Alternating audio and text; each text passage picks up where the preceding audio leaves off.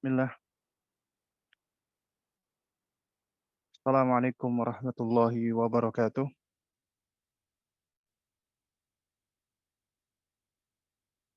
Alhamdulillah wassalatu wassalamu ala Rasulillah wa ala alihi wa sahbihi man walah amma ba'du. Eh, Alhamdulillah kita bersyukur kepada Allah Azza wa Jalla di malam ini kita diperkenankan Allah untuk bersua ya. Dan di malam hari ini ya mohon maaf atas adanya perubahan dikarenakan ya Kak Yogi Kusprayogi beliau qadarullah wa masyafa'ala dalam kondisi yang kurang sehat. Beliau mengabarkan dan meminta uzur bahwasanya beliau dalam kondisi yang masih belum fit ya, belum sehat dan kehilangan suara, sehingga beliau minta agar bisa di reschedule ya, kemungkinan besar nanti di reschedule-nya di awal-awal pekan depan ya, dan supaya kajian kita atau program kita itu tidak putus ya, karena itu uh, saya di sini bermaksud untuk menggantikan ya, dalam artian bukan menggantikan sebenarnya, namun mengisi ya, menjadi pengisi alternatif yang tidak menggantikan materi beliau, namun saya di sini akan membantu ya, sesuai dengan kapasitas dan kemampuan saya menjawab beberapa pertanyaan yang masuk, baik itu di grup ataupun nanti yang ingin bertanya, insya Allah ta'ala. Jadi insya Allah di sesi tanya jawab ini kita akan buka dua sesi. Maksud saya bukan dua sesi ya, kita akan buka dua model. Yang pertama, kita dahulukan dulu pertanyaan yang sudah masuk di grup ya, yang tadi diinformasikan oleh admin. Dan di sini sudah ada 5 pertanyaan yang masuk dan sudah saya baca ya, pertanyaan-pertanyaan tersebut. Kemudian nanti jika masih ada waktu, kita insya Allah akan buka pertanyaan bagi yang ingin bertanya secara langsung. Dan ini mohon maaf ya apabila penyampaian materi di kesempatan ini mungkin kurang jelas atau ada gangguan ya, dikarenakan saya sedang safar saat ini sebenarnya. Dan juga barusan saja kami mendapatkan berita yang cukup, bukan cukup ya, kalau untuk kami pribadi, untuk saya pribadi adalah suatu berita yang sangat menyedihkan, yaitu sahabat kami, guru kami, kawan kami, ya, Al-Ustadz Hamzah Abbas. Beliau informasinya maghrib tadi meninggal dunia di Rumah Sakit Holistik Purwokerto. Dan beliau adalah salah satu dai, ustadz, pengajar yang masyhur ya, yang insya Allah banyak teman-teman yang kenal beliau, terutama kiprah dakwahnya di Radio Roja ya, dan juga banyak kajian-kajian yang telah beliau sampaikan, ilmu-ilmu baik itu di YouTube ataupun di platform lainnya. Mudah-mudahan itu semua bisa menjadi uh, jariah bagi beliau, bisa menjadi bekal bagi beliau yang akan senantiasa melahirkan atau mengalirkan pahala bagi beliau insya Allah taala. Dan kita doakan agar beliau ya diampuni oleh Allah Subhanahu wa taala semua dosa-dosanya, dan keluarga yang beliau tinggalkan diberikan kesabaran, dan Allah melapangkan makamnya, dan Allah Subhanahu wa taala melimpahkan beliau dengan rahmatnya. Dan juga sesungguhnya di dalam kematian itu ada ibrah, ada pelajaran. Ini menunjukkan bahwasanya siapapun di antara kita itu tidak ada yang bisa luput dari yang namanya al-maut, dari kematian ya, kapanpun itu, dan gak ada yang tahu ya. Nah, oleh karena itu sebagai seorang muslim dan juga sebagai orang-orang yang mungkin kita pernah menimba ilmu dari beliau, belajar dari beliau, berinteraksi dengan beliau, bermuamalah dengan beliau, maka hendaknya kita mendoakan beliau, semoga Allah merahmati beliau, melapangkan kuburan beliau, mengampuni dosa-dosa beliau, dan menempatkan beliau di tempat yang tinggi di dekat Allah Azza wa Jalla. Nah, jamaah sekalian yang dimuliakan Allah Subhanahu wa taala, di sini sudah ada beberapa pertanyaan ya, dan ini pertanyaan-pertanyaan yang cukup berat sebenarnya, ya.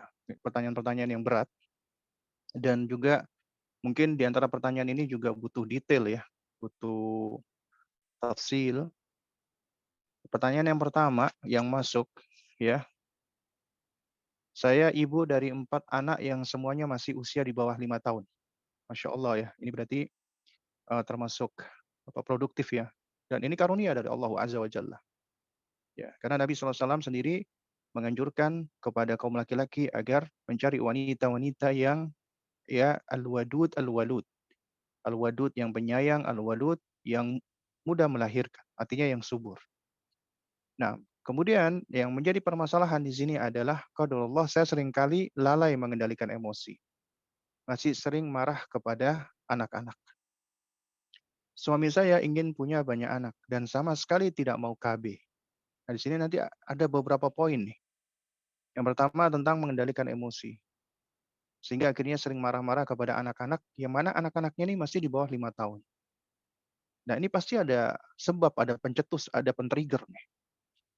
Kemudian di sisi lain suami ingin punya banyak anak dan nggak mau KB.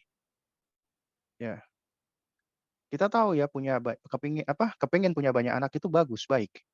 Tapi bukan cuma sekedar kepengen tentunya. Kemudian di sini juga ada berkaitan dengan hukum KB yang sebenarnya sudah sempat dibahas ya di beberapa kesempatan. Nah, di sini penanya ingin meminta nasihat, apa saya harus mengikuti suami saya dan bertawakal kepada Allah ataukah bagaimana? Apakah akan tetap sehat jiwa raga saya jika saya meneruskan keinginan suami saya? Nah, jemaah sekalian dimuliakan Allah Subhanahu wa taala ya. Menjawab pertanyaan ini mudah-mudahan sang penanya itu disertai oleh suami. Artinya suami juga juga turut mendengarkan. Ya. Namun apabila tidak mendengarkan, ya mudah-mudahan mungkin nanti rekamannya bisa diperdengarkan ya. Karena untuk menjawab pertanyaan ini memang ada dua sisi. Sisi kepada suami, sisi kepada sang istri. Ya. Nah, jadi yang pertama tentunya saya ingin memberikan nasihat ya bagi sang penanya ya. Ya, bahwasanya Anda Allah karuniakan eee, keistimewaan. Di antara keistimewaan yang Allah karuniakan adalah Allah berikan kepada Anda potensi untuk bisa memiliki anak dengan mudah. Tapi tentunya setiap potensi yang Allah berikan, karunia ya, sebagaimana kemarin kita mendengarkan kajian Ustadz Khalid Samhudi, setiap karunia itu juga mengandung ujian dari Allah. Apakah kita bersyukur ataukah kita malah kufur? Sebagaimana Nabiullah Sulaiman alaihissalam ketika diberikan kelebihan kepada beliau, sehingga ketika arsy itu ya dalam sekejap mata belum beliau beranjak itu ternyata sudah berpindah ada di hadapan beliau. Di dalam surat An-Naml Allah Subhanahu wa taala mengabadikan perkataan beliau, takjubnya beliau. Ketika beliau melihatnya, apa ucapan beliau? Hadza min fadli rabbi. Ini adalah karunia dari Rabbku. Untuk apa? Dia berluan nih untuk menguji aku. Ashkuru am akfur? Apakah aku bersyukur ataukah aku malah kufur? Ternyata ujian, ya. Semua kebaikan itu juga termasuk ujian, bukan cuma keburukan ujian itu, kebaikan juga ujian dari Allah Subhanahu wa taala. Nah, nah di sini ada beberapa poin yang ingin saya sampaikan ya. Yang pertama, bahwasanya anak itu amanat dari Allah Subhanahu wa taala. Amanat maka harus ada pertanggungjawaban. Allah akan bertanya tentang tanggung jawab kita. Memang benar kita sebagai manusia kita punya harapan, punya keinginan. Ya apalagi keinginan untuk memiliki banyak anak, ya. Itu suatu hal yang nggak salah sebenarnya. Tapi tentunya juga harus memperhatikan aspek-aspek yang lain. Aspek misalnya kesehatan istri, kemampuan kita, dan seterusnya. Ya, artinya apabila memang kedua-duanya ready siap untuk bisa mendidik anak, membersamai anak, ya, dengan jumlah yang berapapun itu, maka itu tentunya suatu kebaikan. Ini karunia dari Allah Subhanahu wa taala. Namun di sisi lain itu perlu kita perhatikan, ya, ketika para ulama menerangkan tentang hukum KB, ya, tentang hukum KB, alat kontrasepsi. Di situ para ulama menerangkan ada perincian. Apabila orang yang mempergunakan alat kontrasepsi atau orang-orang yang bermaksud untuk ikut KB, tujuannya adalah tahdidun nasal, membatasi keturunan, satu anak cukup, dua anak cukup, tiga anak cukup, atau yang semisalnya. Tujuannya adalah membatasi keturunan. Kenapa dibatasi keturunan? Karena takut, khawatir tentang rezeki Allah. Nanti gimana makannya, nanti ini. Ya, itu haram hukumnya. Apabila tujuannya membatasi keturunan adalah haram hukumnya. Nggak boleh. Haram.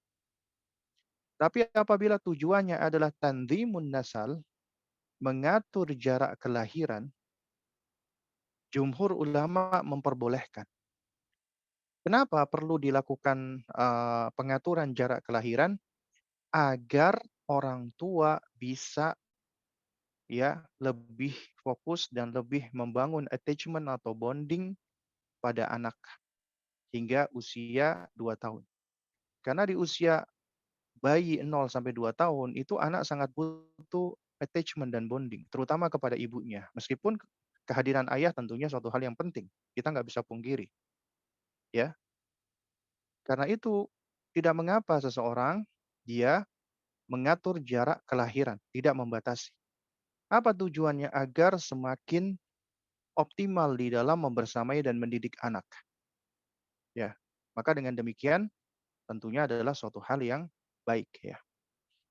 Nah, kemudian juga ada hal lain yang berkaitan dengan kesehatan istri. Kesehatan itu banyak faktor, bukan hanya kesehatan fisik, ya, tapi juga kesehatan mental dan kesehatan jiwa. Itu patut menjadi perhatian terutama oleh suami. Ya, khususnya suami nih harus memperhatikan. Jadi jangan seakan-akan istri dijadikan, ya, mohon maaf ya, sebagai mesin untuk beranak, ya. Karena mereka juga manusia yang ketika mereka itu mengandung maka harus diberikan hak-haknya, ditunaikan hak-haknya. Bukan hanya nafkah zahir, tapi juga nafkah batin. Di antara nafkah batin adalah diberikan ketenangan, ketentraman, ya, kerjasama, bantuan. Bukan cuma dibiarkan melahirkan, kemudian anak ditinggalkan begitu saja, sang suami hanya mikirnya nafkah saja. Ini jatuh kepada kezaliman jadinya. Yang penting aku punya banyak anak, tapi kemudian malah tidak dibersamai, tidak didampingi, tidak dibantu istrinya. Ini jatuh kepada kezaliman, akan semakin besar dosanya bisa-bisa. Ya, karena dia mengabaikan, ya, kemudian menyebabkan istrinya menjadi kesulitan. Apalagi sampai, ya, sampai misalnya stres, depresi, kemudian fisiknya juga lemah. Ya itu akan dihisap oleh Allah Subhanahu wa taala. Kemudian belum lagi anak-anak yang tumbuhnya itu ternyata tidak mendapatkan perhatian yang memadai, yang cukup atau yang layak. Ini juga akan diminta pertanggungjawaban oleh Allah. Karena itu nasihat saya bagi suami dan juga laki-laki yang lain, Anda boleh-boleh saja pengen punya banyak anak, tapi tentunya perhatikan juga haknya istri, ya. Dan juga tunaikan kewajiban Anda. Bukan cuma sekedar Anda pengen punya banyak anak, kemudian ditinggalkan begitu saja, dibiarkan begitu saja, diserahkan kepada istri. Anda juga harus hadir dong, turut bekerja sama dengan istri, ya. Dan juga harus bisa memberikan ketenangan, kebutuhan-kebutuhan emosional, batin, perasaan istri, itu harus diberikan gitu loh. Karena apabila seorang wanita ditunaikan, ya, hak-haknya, nafkah zahirnya, nafkah lahirnya dan nafkah batinnya, maka ketika dia dalam keadaan ketenangan, dia akan lebih siap, lebih kuat dan lebih mampu mengemban amanat untuk melahirkan anak.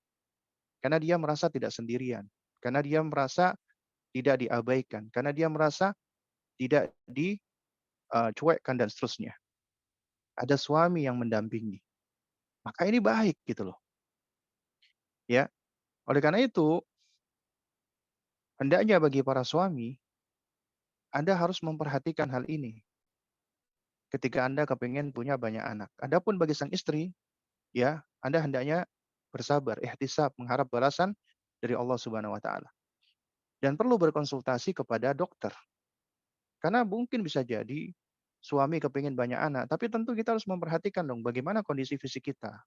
Tubuh kita punya hak yang harus ditunaikan. Apabila memang sudah membahayakan bagi tubuh kita, apabila dipaksakan bisa membahayakan, maka boleh dalam dalam kondisi seperti ini kita dalam rangka menjaga keselamatan jiwa, kita kita boleh itu sampai-sampai misalnya bukan hanya KB ya, tapi misalnya disterilkan gitu. Itu sebagian ulama menfatwakan bolehnya. Apabila memang ada darurat, kondisi-kondisi yang mendesak. Ya, kondisi mendesak.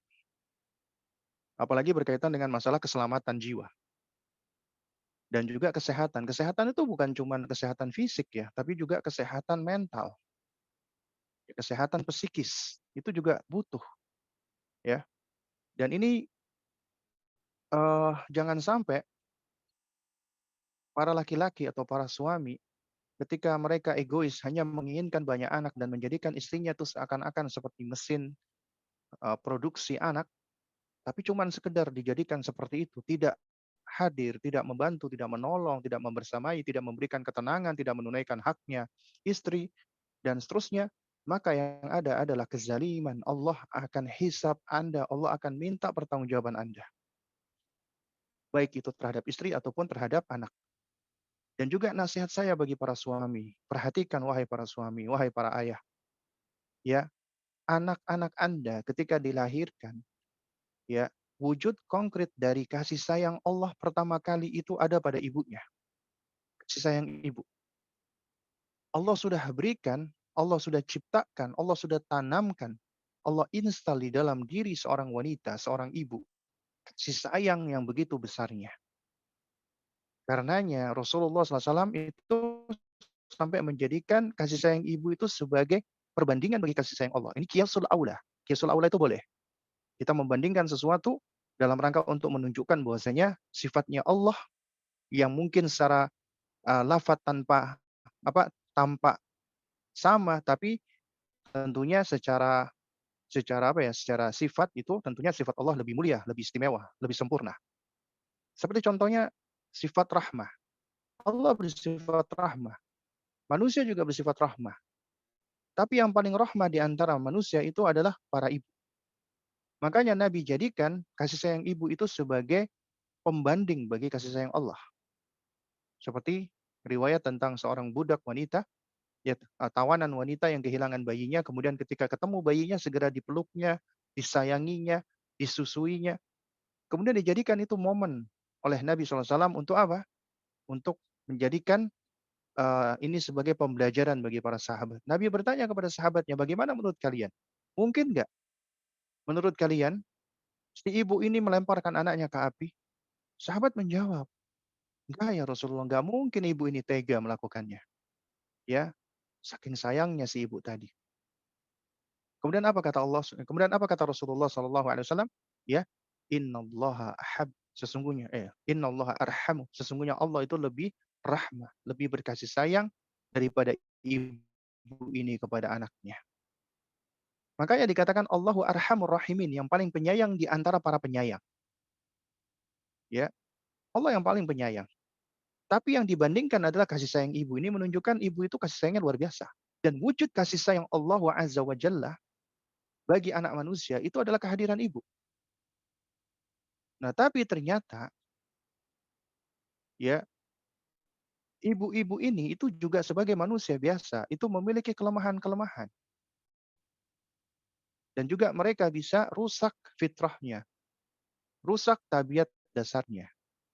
Yang seharusnya mereka itu bisa menunjukkan cinta kasih kepada anaknya, bayinya, namun lantaran dia mengalami trauma, lantaran dia mengalami kekerasan, lantaran dia mengalami pengabaian dari suaminya, akhirnya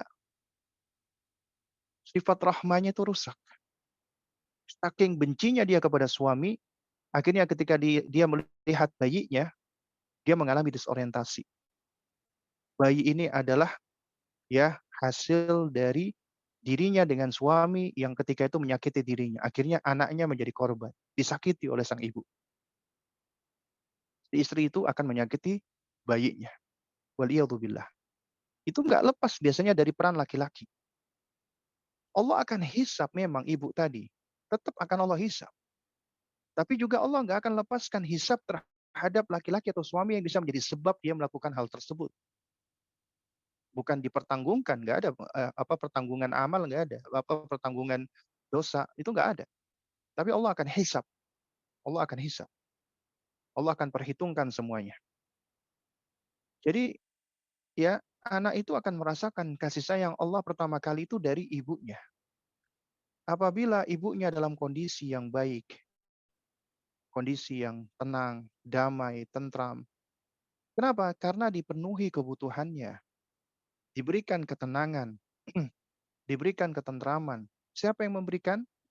Suaminya, tentunya setelah, ya, dari Allah Subhanahu wa taala. Maka si ibu ini akan tenang, tentram, damai. Dan ketentraman dan ketenangan sang ibu ini, ya, itu akan menjadikan si anak itu mendapatkan asupan kasih sayang dari sang ibu tadi, sehingga dia akan terisi hatinya dengan kasih sayang. Dan itu adalah wujud konkret kasih sayang Allah, sehingga dia akan belajar berkasih sayang.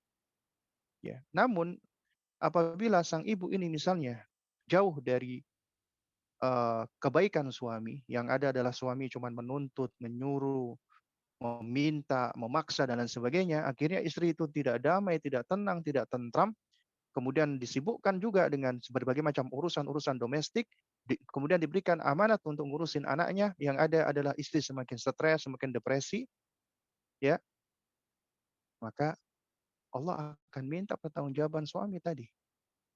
Dan ini juga berdampak kepada anak. Si anak pun juga, ya, dia akan menjadi sosok yang terzalimi. Dia nggak merasakan kasih sayang dari ibunya. Dia nggak merasakan kasih sayang dari ayahnya. Akhirnya dia jauh dari yang namanya kasih sayang.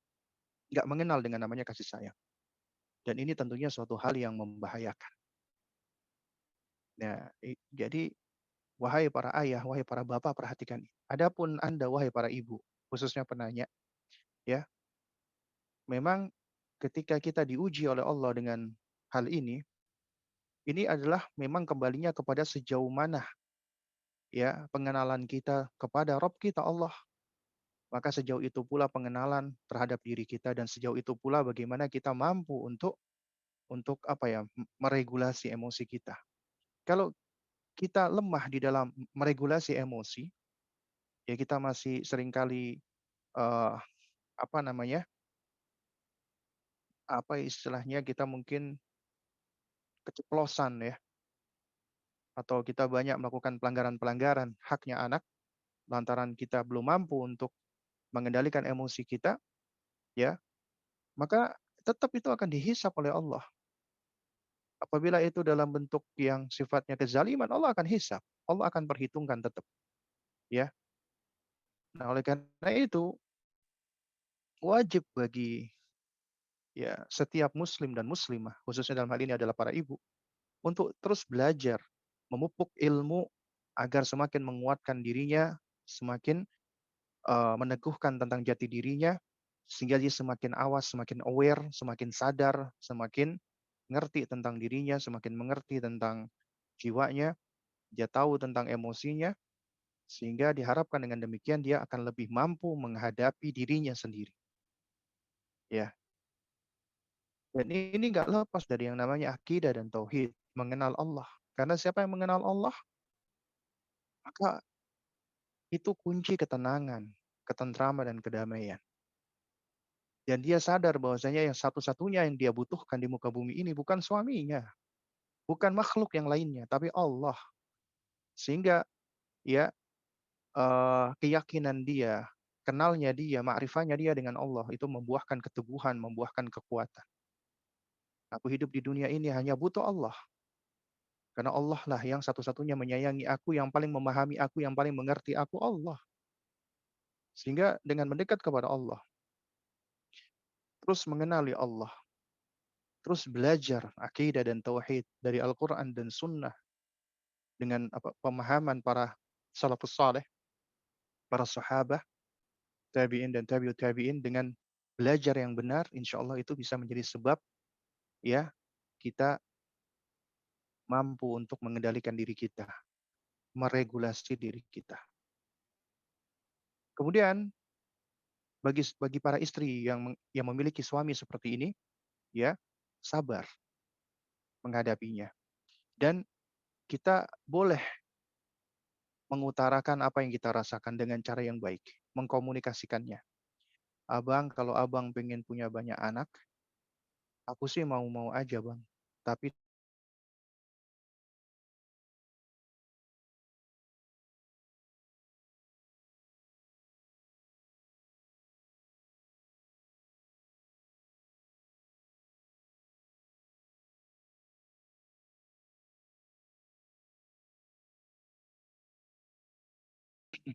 Jadi kita kita sampaikan kepada suami kita, kita komunikasikan, ya, apa yang kita rasakan, apa keinginan kita, apa kemauan kita, gitu ya. Nah, tentunya dengan cara yang baik, ya. Tapi kita akan sulit ya untuk menyampaikan apa yang kita rasakan, apa yang kita inginkan, apa yang kita maukan, apabila kita sendiri ternyata belum kenal dengan diri kita, belum tahu dengan diri kita. Makanya pengenalan terhadap diri itu penting. Memahami diri itu penting, ya. Nah, jadi selama kita mampu untuk memahami, mengenali diri kita, ya, kita tahu apa yang kita rasakan, apa yang kita inginkan, apa yang kita maukan, ya, ya, itu akan lebih mudah bagi kita untuk mengungkapkan dan menyampaikan. Tapi kalau kita bingung dengan diri kita sendiri, maka kita akan juga kesulitan untuk menyampaikan. Sehingga pola komunikasi kita dengan pasangan kita itu akan menjadi tidak baik. Apabila pola komunikasinya nggak baik, maka akan sulit, ya, maka akan sulit. Alih-alih misalnya kita langsung mengatakan kepada suami, "Kamu nggak pernah bantuin aku, kamu nggak pernah ngertiin aku, kamu itu egois, kamu itu pengennya cuman enak aja. Aku nih kesulitan, aku ini begituan, aku ini begini." Nah, ini kan kita hanya menyampaikan memang ya sesuatu yang istilahnya ini memang perasaan kita, ini yang kita rasakan nih. Tapi itu adalah sesuatu yang muncul di permukaan. Sementara itu yang di dalam itu lebih lebih banyak lagi sebenarnya. Dan itu yang seharusnya harus kita pahami dulu, ya. Jadi alih-alih kita langsung menyampaikan ya, "Kamu itu begini, kamu itu begitu," itu yang lebih baik adalah kita sampaikan, ya, apa yang kita rasakan dulu. "Mas, aku merasa sendirian, aku merasa lelah, aku merasa capek, aku butuh bantuan." Boleh, "Aku butuh teman, aku butuh partner, aku butuh orang yang bisa mendengarkan aku butuh orang yang bisa memahami aku." Itu boleh kita sampaikan, alih-alih kita langsung menyampaikan, "Kamu begini, kamu begitu, ya. Kamu itu nggak perhatian sama aku, kamu itu nggak ngertiin aku, ya. Kamu," apalagi kita vonis, "Kamu itu egois, kamu itu laki-laki yang nggak bertanggung jawab," atau yang seperti itu, ya. Jadi kita lebih baik menyampaikan dulu apa yang ada di dalam diri kita. Kita, ya, setelah menyampaikan apa yang kita inginkan, apa yang kita rasakan, apa yang kita maukan dengan cara baik-baik tentunya, ya. Kemudian kita berusaha untuk mendengar, "Apa yang Abang inginkan, Bang? Apa yang Abang mau? Mudah-mudahan aku bisa memberikan, Bang." Tentunya dengan pertolongan Allah, dengan izin Allah, ya. Kita dengarkan kemauan, keinginan dia. Baru kemudian setelah itu kita cari titik sama, titik kesamaan, ya. "Abang, kita sama-sama kepingin punya anak. Anak itu adalah, ya, buah dari kita berdua, karunia dari Allah, ya. Abang yang memberikan benih kepada saya yang mengandungnya, ya. Karena itu, eee, perannya Abang itu sangat besar bagi saya," gitu loh, ya. Nah, jadi ini hal-hal yang perlu kita sampaikan. Terus kemudian juga kita boleh menyampaikan kepada suami, kalau kita dalam kondisi capek, lelah misalnya, "Abang, aku minta tolong dong ke Abang, aku butuh waktu 1 jam. Aku butuh waktu 1/2 jam, Bang, untuk menenangkan diri, Bang. Aku lelah, aku capek, ya. Kita sampaikan boleh, ya. Nah, namun kalau misalnya sang suami, Allah jadi ujian bagi kita ini. Kita udah menyampaikan dengan cara yang apa, yang santun, tapi tetap aja, "Kamu ini banyak ininya, kamu itu begitu, kamu ini apa, cerewet lah." Nah, nggak ngertiin kita misalnya, maka ya sudah kita mundur dulu sejenak, ya. Jangan kita lanjutkan. Kita kembali apa, berkhalwat dengan Allah, bermunajat kepada Allah, minta tolong kepada Allah. Nggak ada yang bisa menolong kita kecuali Allah Subhanahu wa taala, ya. Sebenarnya ketika Anda itu bermunajat kepada Allah, Allah tahu kondisi Anda. Allah tahu apa yang Anda inginkan. Tapi ketika Anda menyampaikan apa yang Anda inginkan, kondisi Anda, kelemahan Anda menghinakan diri di hadapan Allah, Allah senang dengan hamba-hamba seperti ini. Allah cinta dengan hamba, padahal Allah tahu, ya. Makanya tidak ada di muka bumi ini, ya, bahkan tidak ada ya, seantero universe ya, alam semesta ini yang paling mengenali diri Anda, yang paling tahu dengan apa yang Anda butuhkan, apa yang Anda inginkan, intinya yang paling ngerti tentang Anda, kecuali Allah. Ketika saya misalnya menyampaikan seperti ini, ada orang menyampaikan masalah problem, ya si fulana, si alana, si ini dan si itu. Mereka punya masalah, punya problem, ya.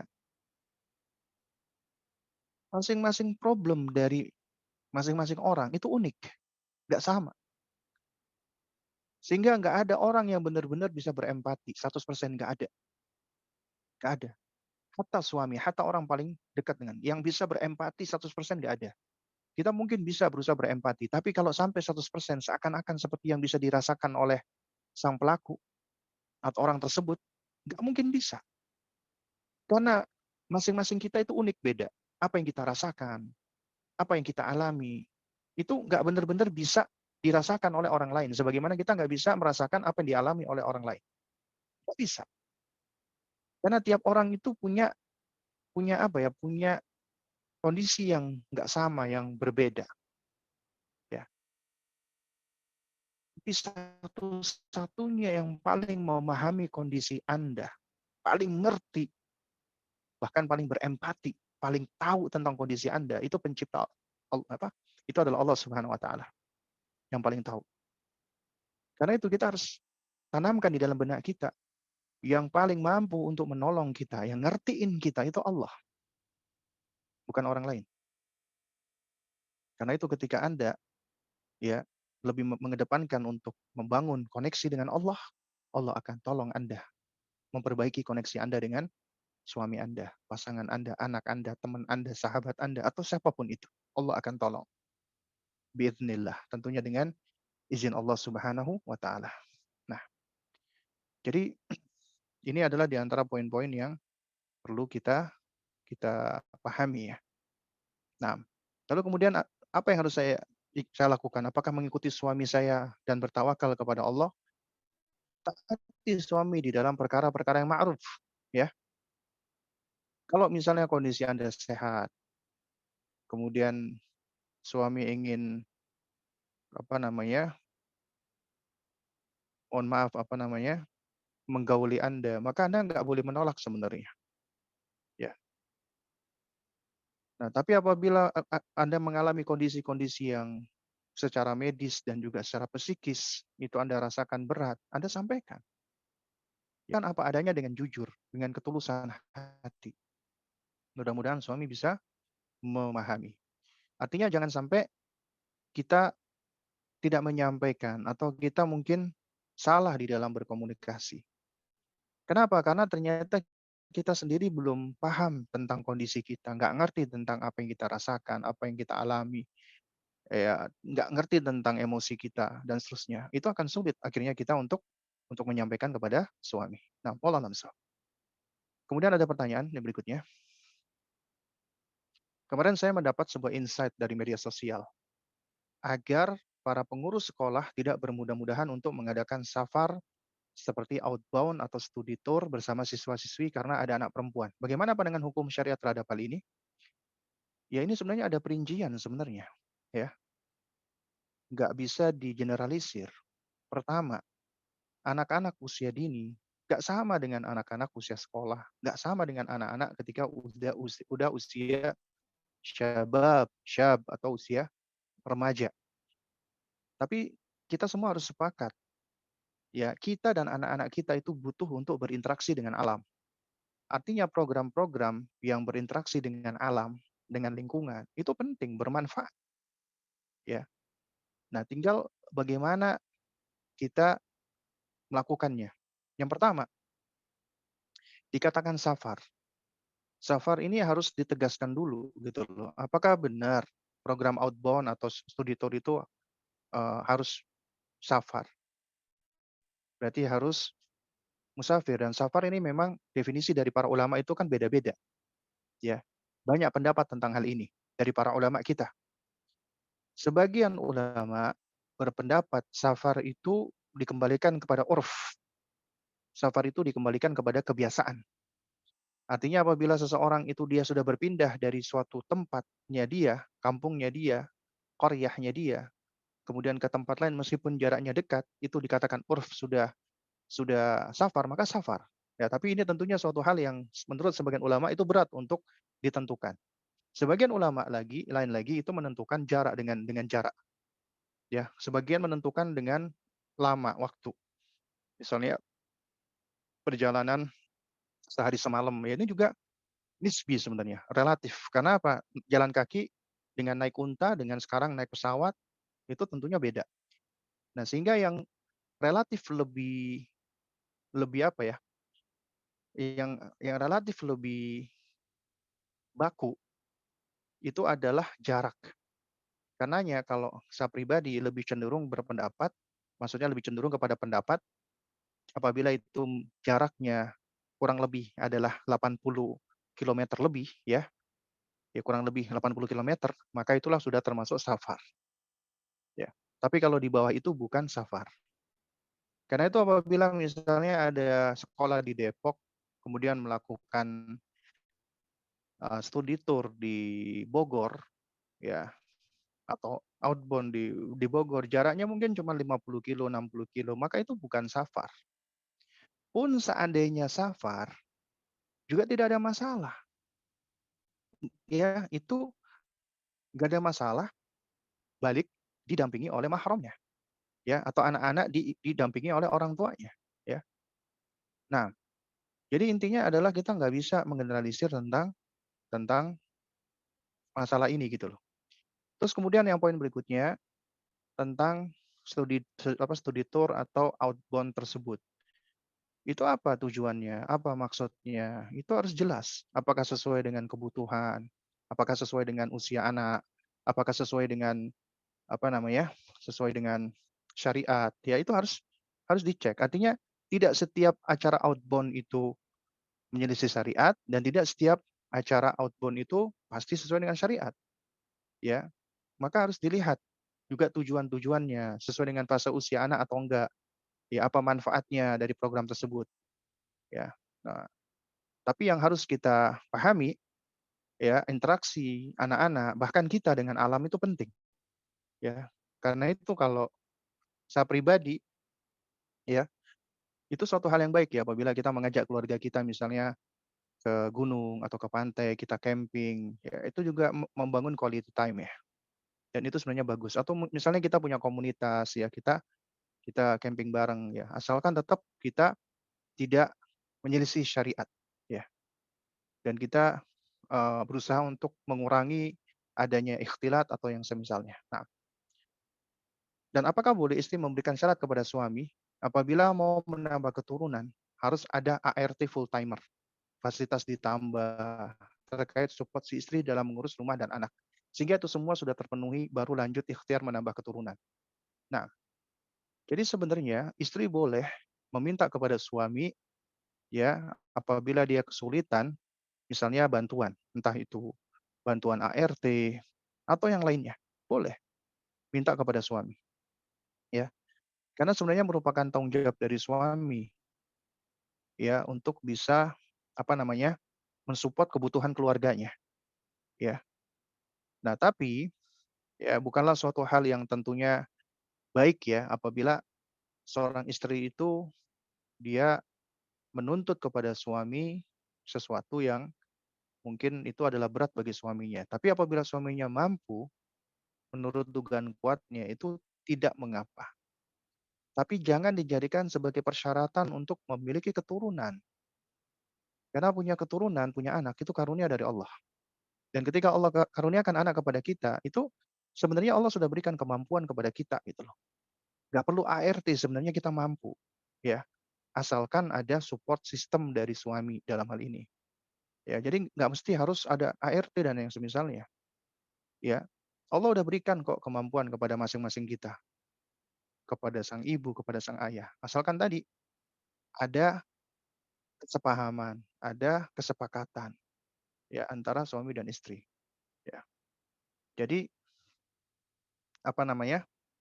eh Apa ya?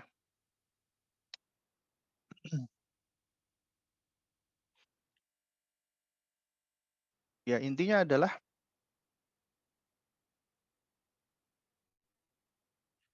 kita bangun komunikasi lah dengan suami gitu ya. Kita sampaikan keinginan kita. Cuman jangan sampai kita jadikan seperti persyaratan ya. Kita sampaikan, "Bang, aku pengen Bang punya anak, kita nambah anak lagi. Cuman ya aku kalau seperti ini Bang capek Bang. Aku harus ngurusin ini, ngurusin itu." Jadi kita sampaikan gitu loh. Apa yang kita rasakan, apa yang kita inginkan. Kembali lagi itu kembali kepada mengenali diri kita sendiri. Kemudian juga yang nggak kalah penting lagi dari itu adalah harus punya visi misi di dalam berkeluarga, di dalam berketurunan.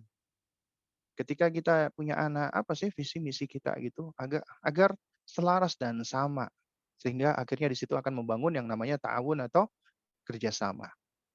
Ya, tapi nasihat saya adalah jangan dijadikan sebagai persyaratan, ya. Nanti aku mau punya anak asalkan syaratnya harus ada ART, harus ada rumah begini begitu, jangan. Tapi kita sampaikan saya kepingin Bang, supaya nanti ya sama-sama baik ya, ya apa namanya, saya pengen kalau bisa ada yang bantu saya, ada ART. Jadi ART yang masak apa, yang cuci-cuci, nanti saya yang fokus jaga anak. Nah, kalau yang seperti itu boleh. Nah, tapi tentunya disesuaikan dengan kemampuan suami ya. Baik, kemudian pertanyaan berikutnya, terkait dengan jawaban Ustadz kemarin mengenai bolehnya wanita yang mengajukan cerai karena sudah tidak suka dan khawatir tidak dapat berkhidmat kepada suaminya. Apakah berlaku juga untuk suami atau istri yang menikah bukan karena dijodohkan? Sebenarnya kemarin jawaban ya seingat saya ya dan sepemahaman saya jawaban Ustadz Khalid Sambudi hafizahullah taala yaitu bukan karena sekedar dijodohkan. Intinya siapa saja ya yang dia menikah, yang namanya cinta, sayang, suka, itu sebagaimana iman, yazidu wa yanqus, bisa bertambah, bisa berkurang. Bisa mencapai kepada tingkat optimalnya, bisa hilang hingga ke akar-akarnya. Ya. Jadi artinya sayang dan cinta itu bisa bertambah dan berkurang. Bertambah dan berkurangnya cinta itu ya ada sebabnya.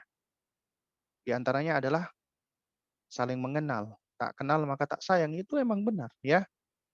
Karena semakin bertambah ma'rifah seseorang maka akan semakin bertambah tingkat kasih sayang seseorang ya. Nah, oleh karena itu suami dan istri itu bertanggung jawab ya untuk menjaga cinta masing-masing, rasa suka masing-masing ya.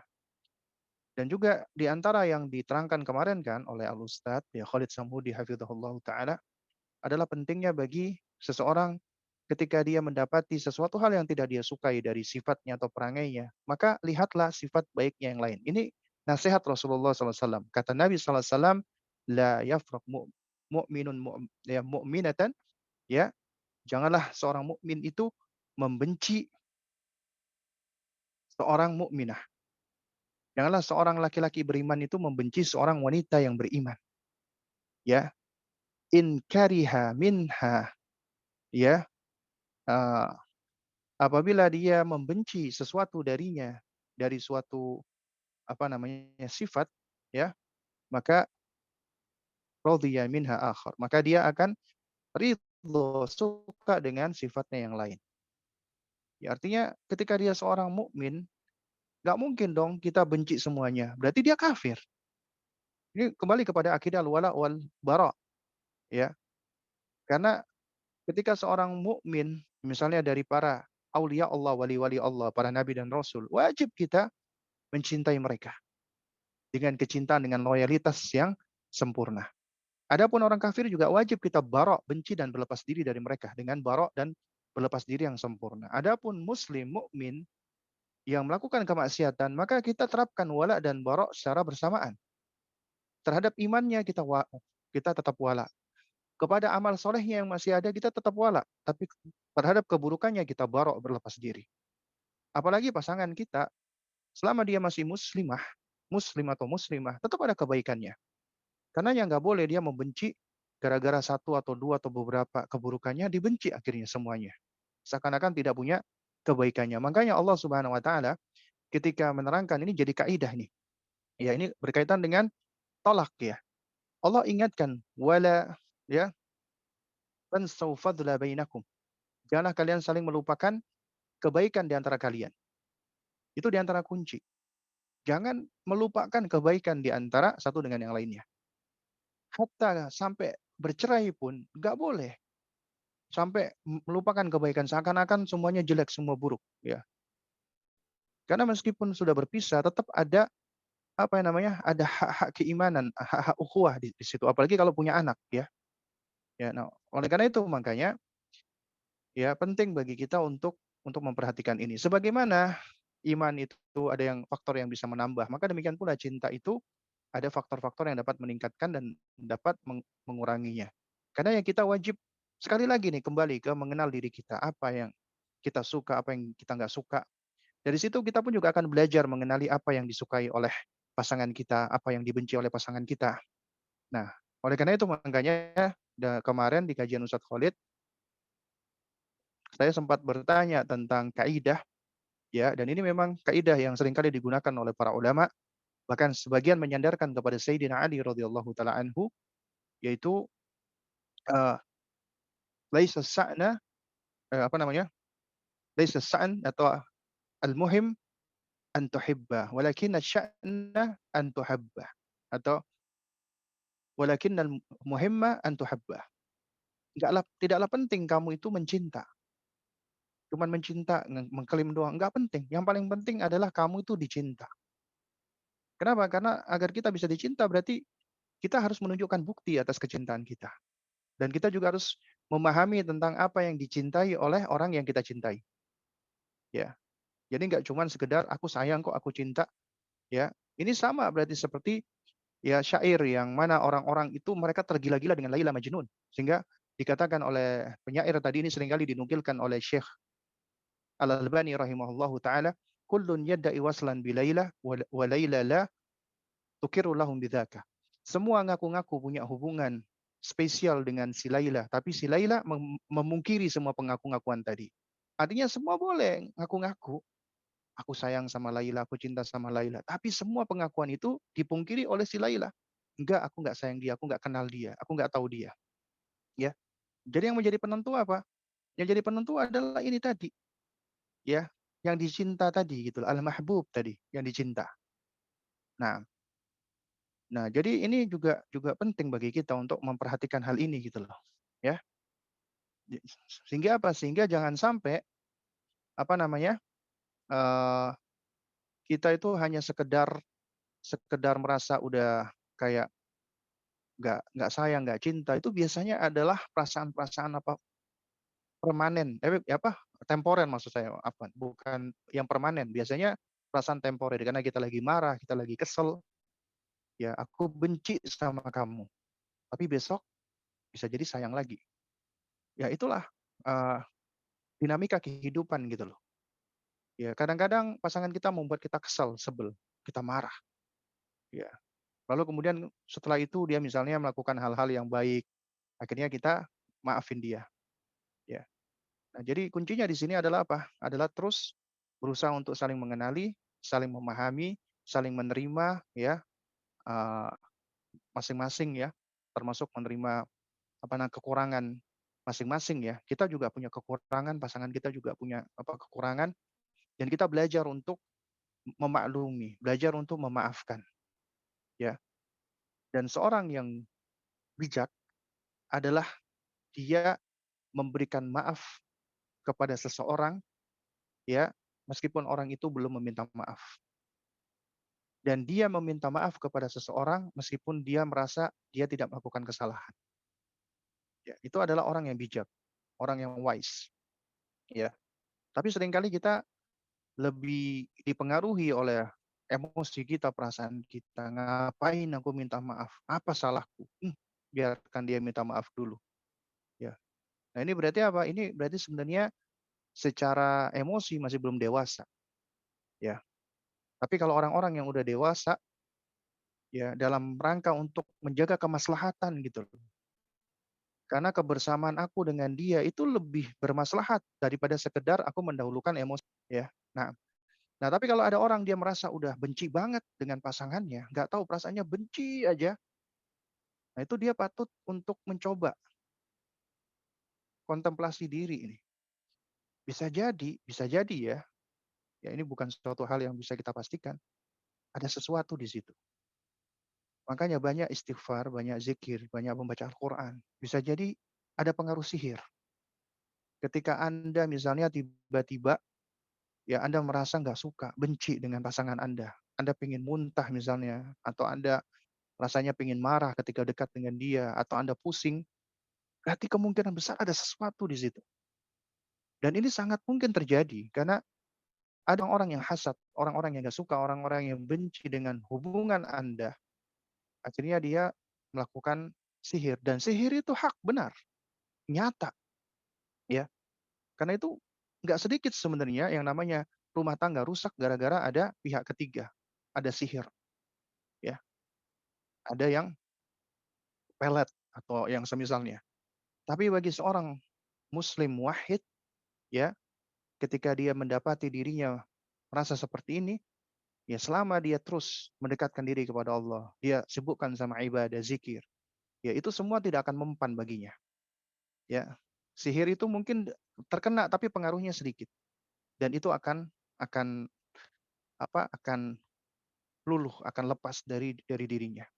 Asalkan dia terus berpegang dengan syariat, akidahnya benar, kemudian dia sering membaca dan mendengar Al-Quran, mempelajari Al-Quran, kemudian dia sering berzikir, sering berdoa, zikir pagi petang, doa juga ya, dan kemudian dia mengikuti sunnah-sunnah Nabi, di antaranya memakan 7 butir kurma, ajwa, ya itu insya Allah akan menjadi sebab dia terlindungi. Demikian pula kalau kita melihat pasangan kita nih, yang tadinya baik, yang tadinya nggak ada masalah, ya ada konflik biasa, tapi kok kita merasa itu ada perubahan cukup signifikan. Dia itu kok udah berasa benci sama kita, nggak mau lagi dekat sama kita, pengennya pisah sama kita, kemudian dia menuntut cerai, kemudian dia eh, menghindar dari kita, nggak mau ngomong sama kita, atau ketika ngomong cuma sekedarnya, pokoknya ada perubahan-perubahan drastis, ya. Nah ini kita juga patut waspadai, bisa-bisa dia kena pengaruh sihir. Karena itu menghadapi orang-orang seperti ini, pasangan yang seperti ini ujian dari Allah, kita bersabar. Jangan sampai kita juga terpantik emosi, ya. Kita juga ikut emosi juga. Wah, dia udah nggak sayang sama aku. Ya udah, kamu mau pisah-pisah aja sekalian kita. Padahal bisa jadi itu ada ulah syaitan di situ. Dan syaitan itu, ya, ketika mereka berhasil memisahkan suami dan istri, itu adalah suatu prestasi bagi mereka. Mereka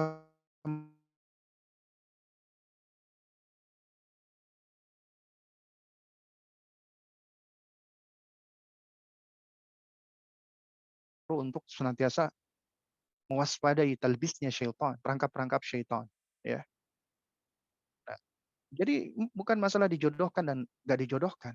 Orang yang udah berpacaran 12 tahun, bisa jadi ketika mereka menikah, nggak sampai 12 jam mereka berantem, cerai. Kenapa? Karena pertama udah diawali dengan kemaksiatan, udah mengambil nikmatnya pernikahan, kemudian diisi dengan masa-masa penuh dengan manipulasi dan kebohongan-kebohongan. Ketika udah nikah ketahuan bobroknya, bisa, ya.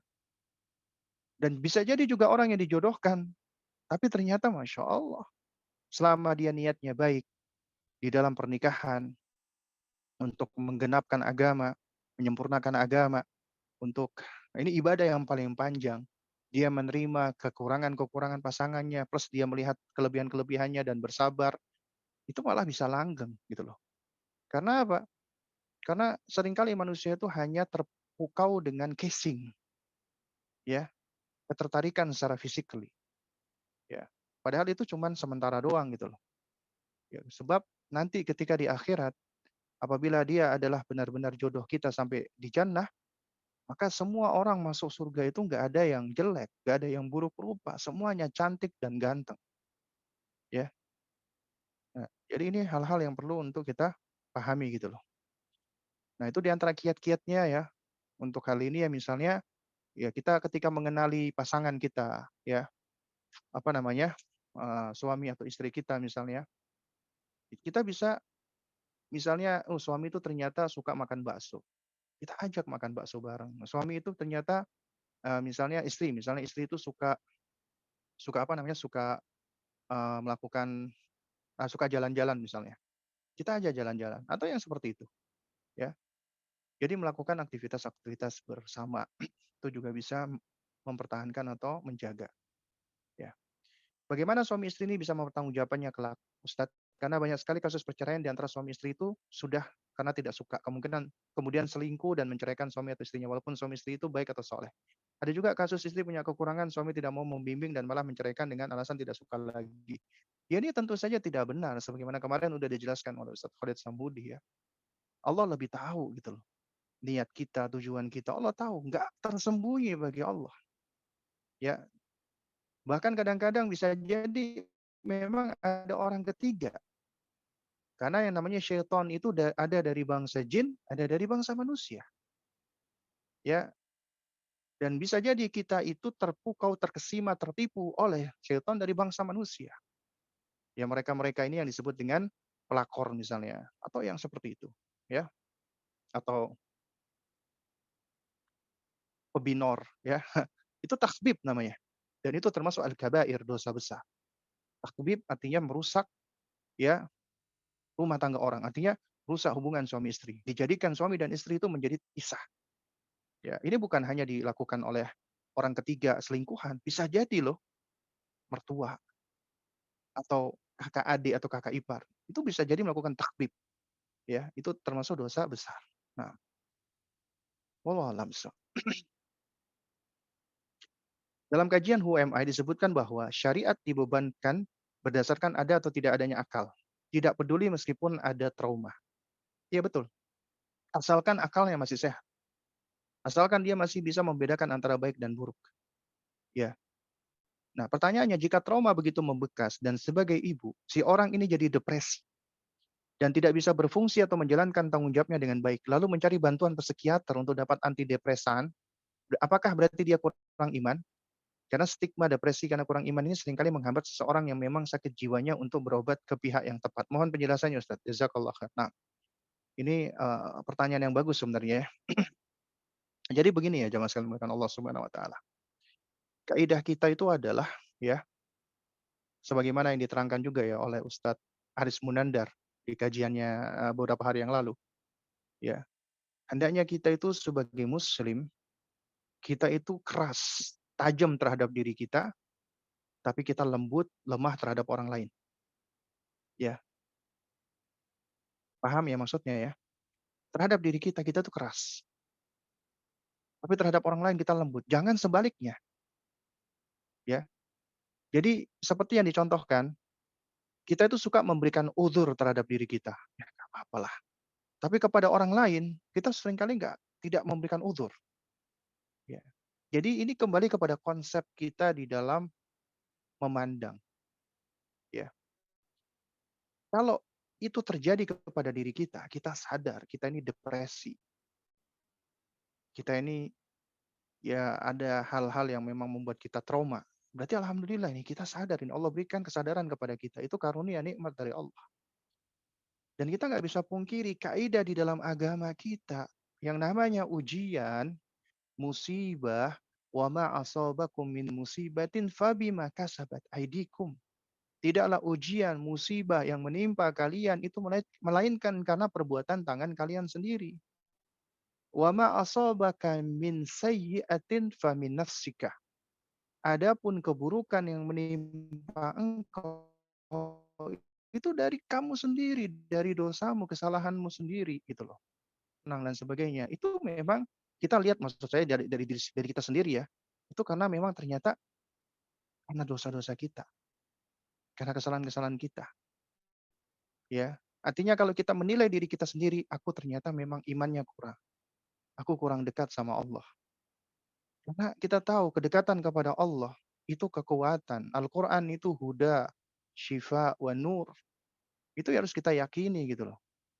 Ya makanya orang-orang yang dekat dengan ini semua, insya Allah dia akan menjadi sosok yang kuat. Tapi ternyata kita memang memiliki, ya sebagaimana tubuh itu memiliki sakit dan seringkali membekas, kita jatuh misalnya, ada luka, ada memar. Demikian pula dengan jiwa kita. Jiwa kita mungkin tersakiti dan itu ada bekas lukanya memang. Kita sakit ya. Dan alhamdulillah kita sadar. Allah itu memberikan kepada kita dua asbab. Ketika kita berobat terhadap suatu penyakit, itu ada sebab kauniyah, ada sebab syar'iyah. Sebab kauniyah, sebab syar'iyah. Sebab kauniyah adalah sebab yang Allah jadikan sesuai dengan sunnah kauniyah Allah. Dari eksperimen, dari riset, observasi, pengalaman, testimoni, yaitu juga apa namanya pengalaman ya, meskipun ini bukan suatu hal yang benar-benar apa namanya base ya, apa proven ya. Tapi itu adalah suatu hal yang bisa kita jadikan sebagai bahan yang bisa kita teliti, apa yang bisa kita amati, ya. Jadi kalau kita sakit, boleh kita berobat. Berobatnya kepada siapa? Tentunya kepada orang yang memiliki kredibilitas, memiliki otoritas. Dia dipercaya dan dia memiliki otoritas dan itu memang suatu hal yang memang dia memiliki keahlian ataupun kepakaran. Kita duga kuat atau kita yakini. Kita datang ke dokter misalnya. Itu bagian dari ikhtiar, sunnah kauniyah Allah. Kemudian kita dikasih obat. Itu juga termasuk sunnah kauniyah. Ya.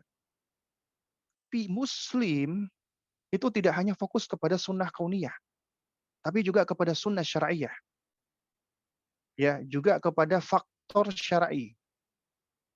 Apa di antaranya? Di antaranya yang dapat mendatangkan kesehatan dan kesembuhan kepada kita itu semua kita yakin dari Allah ya, adalah dengan Al-Qur'an. Al-Qur'an itu syifa, di antaranya kita ruqyah, di antaranya dengan suratul Fatihah. Maka suratul Al-Fatihah itu disebut dengan ya nama lainnya adalah asy-syifa, ya, obat. Kemudian dengan doa. Kemudian misalnya ketika Nabi SAW menjelaskan tentang habbatus sauda, ya, adalah daun likulli dawa, obat segala bentuk penyakit, ya, kecuali dua hal, yaitu al-maut wal ham, yaitu kematian dan pikun, ya. Kemudian juga al-asal madu, itu adalah sunnah syar'iyah. Ternyata ketika diteliti itu ada pengaruhnya. Ya. Jadi kita ambil kedua-dua faktor ini, kauniyah dan syar'iyah. Juga demikian ketika berkaitan dengan eee, ada sesuatu yang bagian dari kejiwaan kita, psikis kita, itu luka.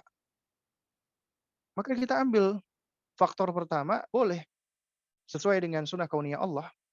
Ada orang-orang yang memang kredibel, punya otoritas, ya kita datang ke psikiater dan dia tahu dia punya ilmunya, tapi cari yang muslim, yang kredibel, yang adil, yang punya otoritas memang.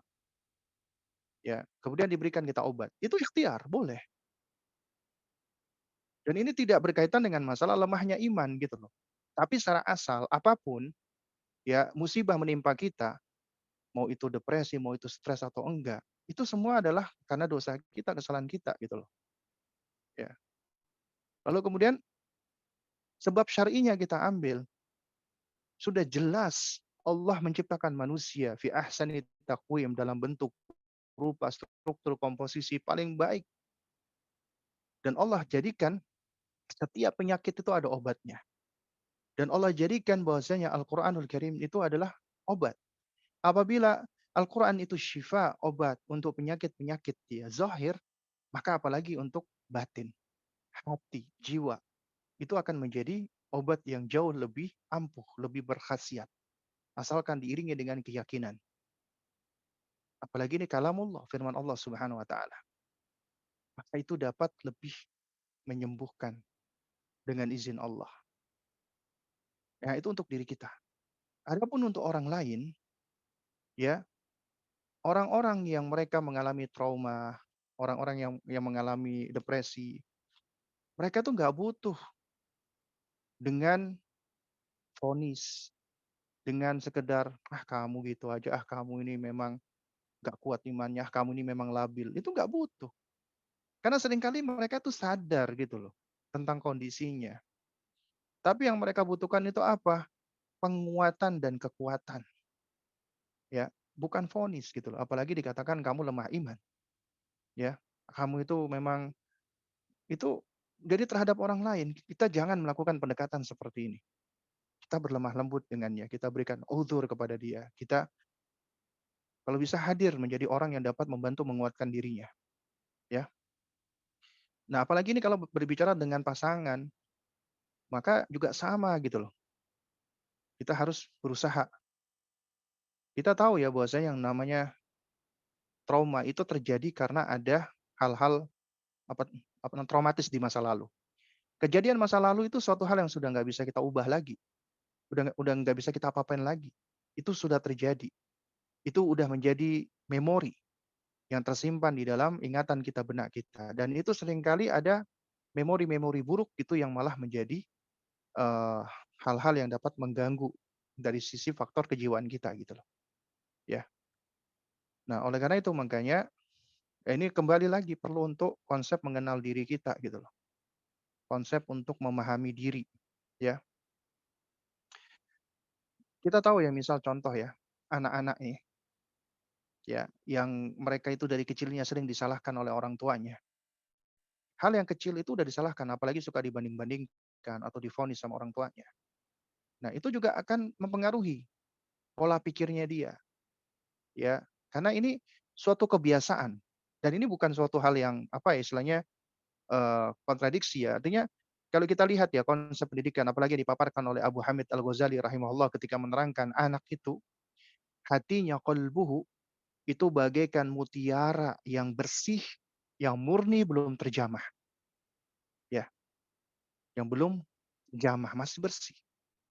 Makanya beliau mengatakan, ya, fa in uwida apabila ya, apa namanya, fa in nasya apabila dia tumbuh dan kemudian tumbuh, maka dia akan tumbuh di atas kebaikan tersebut. Tapi kalau dia tumbuh dan kemudian dia dibiasakan atau terbiasa dengan hal-hal buruk, maka dia akan biasa dengan hal tersebut. Dia akan terbiasa dengan keburukan-keburukan tersebut, ya. Nah, oleh karena itu apabila seorang anak dia terbiasa dengan keburukan-keburukan, dengan sikap-sikap yang jelek, sikap-sikap buruk dari orang tuanya, ya itu tentunya akan mempengaruhi dirinya secara berpikir dan seterusnya, gitu loh. Ya akhirnya membuat adanya luka-luka pengasuhan atau kita sebut dengan an inner child saat ini ya. Nah, itu juga akan mempengaruhi gitu loh, akan mempengaruhi, ya. Nah, ini memang ujian dari Allah dan ini mungkin untuk apa ya, maksudnya kalau kita lihat dari kondisi ini memang bagian dari penyakit ya dalam dalam tanda kutip ya. Penyakit-penyakit yang berkaitan dengan, kejiwaan ya. Tapi kita harus yakin semua penyakit ada obatnya dari Allah Subhanahu wa taala.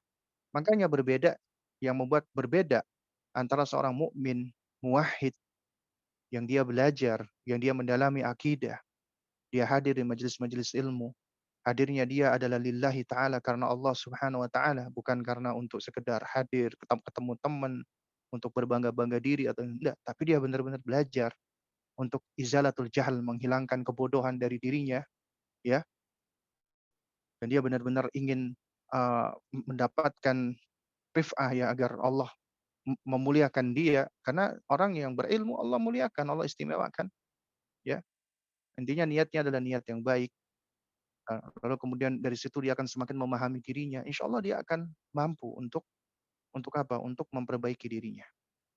Ya tentunya dengan izin Allah Subhanahu wa taala. Nah, dan ini memang menjadi menjadi concern bagi kita, terutama apabila kita punya anak, terutama di bawah 7 tahun nih, ya. Karena fase ini fase yang paling krusial, ya. Di dalam, eee, Kutayyib ya, buku, ya ini kajian saya 2 pekan yang lalu kalau nggak salah, ya di Masjid Al-Ukhuwah BSD, membahas buku Mukhtasar, eee, Tarbiyatul Aulad ala Minhajin Nubuwah, karya dari Syekh Muhammad Said Ruslan, dan juga beberapa waktu yang lalu dibahas juga di, Rosyad TV. Itu Syekh Muhammad Said Ruslan itu, beliau ketika menerangkan tentang salat dan hikmah kenapa Nabi memerintahkan anak salat di usia 7 tahun, sebelumnya beliau menukilkan dulu nih ucapan Sigmund Freud. Seorang Sigmund Freud ya, seorang ahli, eee, psikolog kafir, yang menerangkan bahwasanya, ya, intinya manusia-manusia dewasa yang mengalami gangguan kejiwaan itu biasanya diawali dari usia dininya, terutama di 6 atau 7 tahun asal awal usianya. Nah, itu dikatakan Syekh Muhammad Said Ruslan hafizahullah taala, ya, itu sebenarnya karena itu tadi, apa namanya, ya memang karena ini adalah fase yang penting gitu loh, yang mempengaruhi, fase pembangunan pondasi. Dan ini udah diisyaratkan oleh Rasulullah SAW di dalam hadis salat tadi. Ya, jadi apabila anak-anak itu mengalami kekerasan emosional dari usia 7 tahun ke bawah, nah itu yang riskan dan itu yang sangat membahayakan, ya. Karena itu akan menempel kuat, tapi bukan artinya tidak bisa disembuhkan, bisa.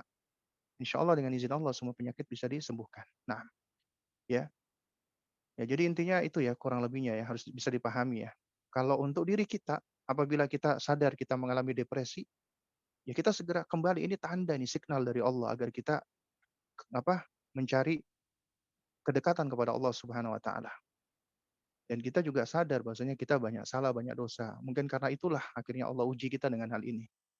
Tapi untuk orang lain, jangan melakukan pendekatan dengan cara kita vonis dia, kita salahkan dia, ya.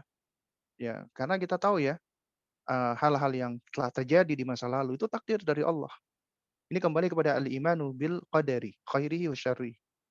Ya, bab keimanan, mengimani takdir yang baik dan takdir yang buruk. Kita nggak bisa merubah yang lalu. Hidup kita adalah di saat ini dan saat ini adalah yang bisa kita lakukan, yang bisa kita perbaiki, ya. Nah, adapun yang di masa akan datang, ya kita nggak tahu gitu loh. Memang apabila di dalam ilmu medis ya, ketika dilakukan penelitian yang namanya depresi atau yang semisalnya itu memang ada, hal-hal yang apa, istilahnya ada apa namanya, kekacauan di dalam otak kita gitu loh. Secara neuroscience ya, itu diterangkan oleh para ahlinya. Tapi itu semua tentunya tidak lepas dari tadi sunnah kauniyah Allah Azza wa Jalla. Itu ada faktor yang bisa menjadi pencetus atau penyebabnya. Nah, kemudian ini pertanyaan terakhir dari yang ditanyakan di grup ya. Suami saya belum hijrah, jadi kami berbeda pendapat tentang adanya YouTube di TV.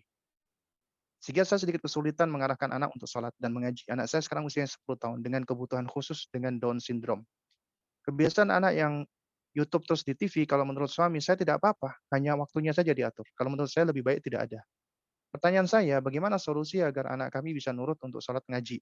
Sedangkan sehari-hari banyak nonton. Sedangkan suami merasa anak perlu hiburan. Bagaimana hukum jika anak saya sudah besar dan balik nanti jika sholatnya masih bolong-bolong, apa ada hisap untuk mereka?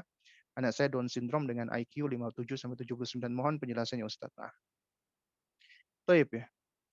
Jadi yang pertama adalah, yang saya soroti adalah ketika kita berinteraksi dengan suami yang belum hijrah, suami yang belum belajar, suami yang belum ngaji. Maka penting bagi kita untuk berupaya bisa bekerja sama dengan suami, dengan pasangan kita. Karena Apabila kita berbeda dengan suami, sulit untuk bisa melangkah melangkah bersama. Suami punya pendapat A, kita punya pendapat B. Sementara misalnya kita sebagai seorang istri, kita akan lebih lebih sulit lagi untuk bisa mengambil keputusan. Karena ya yang memang lebih memiliki wewenang untuk mengambil keputusan adalah suami. Ya meskipun apabila itu melanggar syariat, kita tidak berkewajiban untuk menaatinya. Tapi kesesuaian dan apa, kesepakatan itu penting. Karena itu penting bagi kita untuk berupaya memperbaiki hubungan kita dengan suami terlebih dahulu. Nah, sebagaimana yang telah diterangkan di pertemuan-pertemuan lalu, sebenarnya yang paling baik bagi seorang istri ketika diuji oleh Allah dengan suami yang belum ngaji, belum belajar, itu tidak didakwahi dengan lisannya, tidak didakwahi dengan nasihatnya, tapi dakwahi dia dengan akhlaknya, dakwahi dia dengan uh, perlakuan yang baik, perhatian yang lebih baik, sehingga inilah yang akan lebih menawan hati sang suami. Ya, jadi dekati dengan menggait hati suami dahulu. Kita nggak usah ngomongin tentang masalah apa, maksudnya kita langsung menyampaikan masalah agama ke suami. Itu nanti belakangan. Kita tunjukkan dulu. Ketika kita udah ngaji, kita udah belajar, jilbab kita semakin panjang, maka seharusnya akhlak kita semakin baik, bukan malah semakin lidah kita semakin panjang, ya. Tapi kita semakin baik. Kelak suami insya Allah dengan izin Allah ya, dia akan tertarik karena manusia itu secara asal tertarik dengan kelemah lembutan, dengan kebaikan. Karena itu dakwahi dengan akhlak kita. Ya. Lalu kemudian yang kedua, laki-laki itu lebih cenderung makhluk yang eh, rasionalis ya sebenarnya, umumnya ya. Jadi kalaupun nanti kita mau berdiskusi, maka kita ajak diskusi secara rasional, ya, secara ilmiah. Kita bisa terangkan, kita bawa misalnya video YouTube ataupun apa namanya, buku ataupun makalah ataupun yang semisalnya yang kita baca, bahaya gadget bagi anak-anak. Itu ada penelitian, riset. Nah, umumnya manusia, apalagi laki-laki, ya itu apabila ditunjukkan memang bukti-bukti yang ilmiah, yang logik, itu memang sulit baginya untuk bisa menolak. Seandainya dia gengsi, tetap aja di dalam hatinya dia akan cenderung untuk memperhatikan hal tersebut. Apalagi ini kita ngomong ya, ngomong ngomong tentang anak ya, semuanya pengen kebaikan bagi anak kita, ya. Nah, jadi kita ajak pendekatan secara logik, secara apa, rasional. Dan kita juga bisa masuk dari hal-hal yang sifatnya umum dulu ya, sebelum kita bahas ke hal-hal yang khusus. Kemudian setelah itu juga kita arahkan untuk beraktivitas bersama, ajak anak keluar, apalagi anak Down syndrome juga perlu untuk distimulasi secara motoriknya, ajak aktivitas keluar, ya ajak dia untuk belajar untuk melompat, kemudian belajar keseimbangan, ya stimulasi lah. Motorik halusnya, motorik kasarnya itu perlu untuk terus distimulasi, ya. Dan juga kita berbagi tugas sama suami ya untuk membersamai, ya. Nah, oleh karena itu penting bagi kita membuat jadwal. Terus kemudian juga anak-anak Down syndrome juga perlu bagi kita untuk membangun habit bagi apa, bagi mereka. Karena memang anak Down syndrome ini anak istimewa. Allah Azza wa Jalla ketika ketika tampak mengambil sesuatu dari anak-anak kita, sehingga dia itu menurut kita, menurut kebanyakan manusia, anak yang mengalami kekurangan. Ya seringkali kita sebut mungkin anak berkebutuhan khusus. Ya, anak-anak yang khusus memiliki kebutuhannya, itu Allah akan berikan dari sisi lain setidaknya ada dua kelebihan. Pertama, Allah akan ringankan hisapnya. Kedua, Allah akan berikan kelebihan dari sisi lain. Allah akan berikan kelebihan dari sisi lain. Allah akan ringankan hisapnya. Anak yang Allah ya misalnya Allah Azza wa Jalla eh, takdirkan ketika dia lahir, dia buta. Dia buta misalnya. Itu kan kita melihat sebagai kekurangan, ya,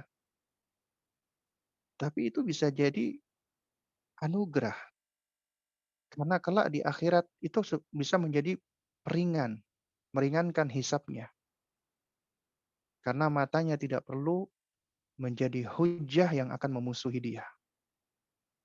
Sehingga di sisi lain Allah lebihkan, mungkin basir penglihatannya lemah, tapi Allah kuatkan basirahnya, mata hatinya. Ada yang seperti ini. Karena itu ketika Allah Subhanahu wa taala berikan kita anak mungkin yang mengalami Down syndrome, dia mungkin berbeda dengan anak-anak yang lainnya. Karena itu kita jangan membanding-bandingkan, meng-compare dengan anak lain. Karena Allah memberikan anak kepada kita unik sesuai dengan keistimewaannya. Terus kita ya bersabar, menerima, ridho dan terus bersyukur kepada Allah Azza wa Jalla. Karena bisa jadi anak seperti ini itu yang menjadi sebab dia menyeret orang tuanya ke surga. Karena Allah ketika memberikan taklif kepada akal, apabila manusia itu tidak sempurna akalnya, maka demikian pula Allah ringankan taklifnya, Allah berikan keringanan, rukhsah. Sehingga akan lebih ringan hisabnya. Bahkan apabila memang dia, si anak ini dari sisi kognitifnya, dari sisi pemahamannya, mungkin usianya 25 tahun, tapi ternyata usia kognitifnya, usia mentalnya hanya seperti anak 5 tahun, 6 tahun, berarti dia terhukumi seperti anak kecil. Kalau dia terhukumi seperti anak kecil, maka sejatinya dia itu bara'ah, terbebas dari kewajiban. Meskipun kita tetap mengajarkan dia untuk sholat, untuk beribadah, sebisanya, semampunya. Allah nggak akan sia-siakan itu semua. Tapi yang seringkali yang seringkali dilupakan oleh kita sebagai orang tua, ketika Allah berikan kita anak seperti ini, itu bisa jadi dia menjadi sebab kebaikan yang luar biasa bagi orang tuanya. Di dunia orang tuanya mungkin kesulitan, butuh kesabaran yang ekstra, butuh perhatian yang luar biasa.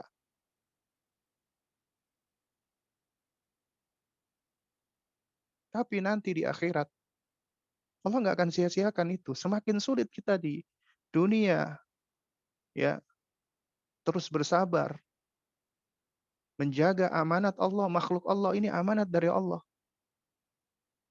Kelak nanti itu bisa menjadi sebab ringannya hisab kita. Atau Allah akan ampuni dosa kita. Atau bisa jadi anak kita akan memberikan syafaat bagi kita. Bisa jadi kita menghadap Allah dengan banyak dosa. Tapi akhirnya Allah ampuni dengan sebab syafaat dari anak kita. Karena anak kita ini bisa jadi penghuni surga.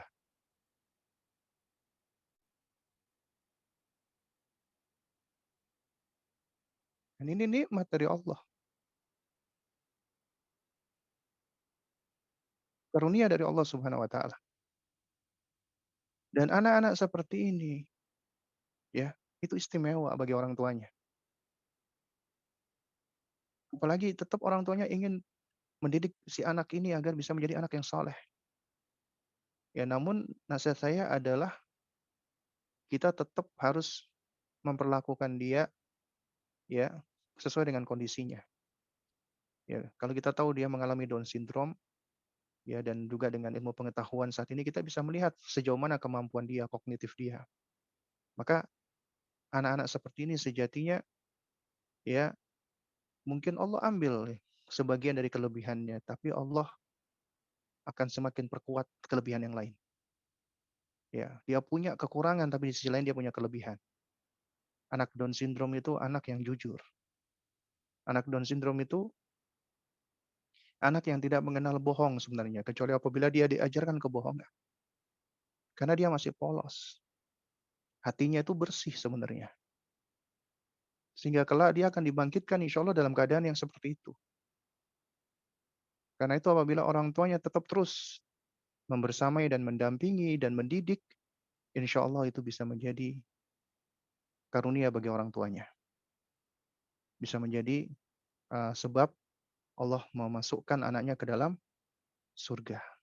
Wallahu a'lam bishawab. Nah,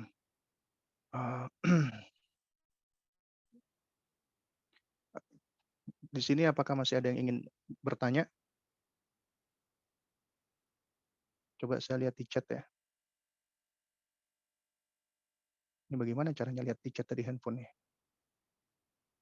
Oh, ini dia.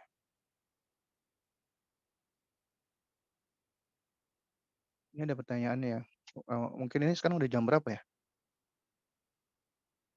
Oh, sudah jam 9:30, mungkin ini yang terakhir ya.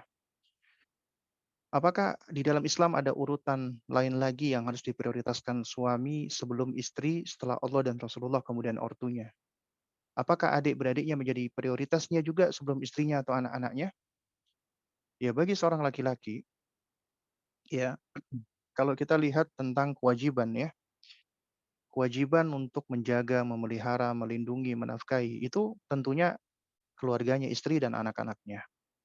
Tapi kalau dalam hal bakti, ihsan itu kepada ibunya, kemudian ibunya, kemudian ibunya, kemudian ayahnya. Dalam hal ihsan, dalam hal bakti ya. Lalu kemudian bagi laki-laki, Allah berikan tanggung jawab ya, yaitu ahli baitihi.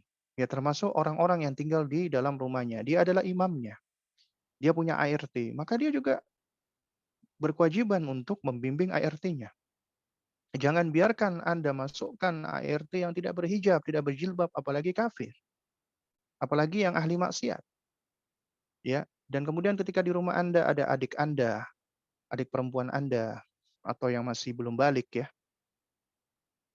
atau yang dia kesulitan ya secara ekonomi dan dia tinggal di dalam rumah Anda, maka itu menjadi bagian dari tanggung jawab Anda. Artinya Anda juga berkewajiban untuk menjaga, memelihara dan membantu dan menolong dia. Adapun urutan-urutannya, setiap setiap itu ada ada bagiannya, ada kebutuhan, ada kondisinya masing-masing, ya.